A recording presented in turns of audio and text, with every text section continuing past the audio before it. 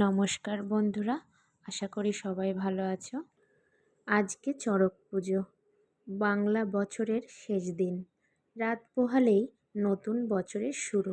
তো পয়লা বৈশাখ উপলক্ষে এই জামাটা আমার গোপালের জন্য নিয়েছি, আর তার সাথে নিয়েছি কিছু জুয়েলারি, একটা হার, দুটো চুড়ি এবং দুটো কানের। পয়লা বৈশাখে নতুন জামা কাপড় পরলে নাকি সারা বছর নতুন জামা কাপড় পরা যায়। ছোটবেলা থেকে এটাই মা ঠাকুমার মুখে শুনে এসেছি, কিন্তু বড় হয়ে বুঝেছি আসলে তেমন কিছু হয় না। নতুন বছর, নতুন স্বপ্ন, নতুন আশা। তাই নতুন বছরটাকে যাতে ভালোভাবে, খুব সুন্দরভাবে শুরু করা যায়, এটা শুধুমাত্র সেটারই প্রচেষ্টা। আর এই যে জামাটা দেখছো, এটা হচ্ছে আমার ঘরেও একটা মা লক্ষ্মী আছে, মানে আমার মেয়ে, তার জন্য নিয়েছি। আর তার সাথে একটা প্যান্ট।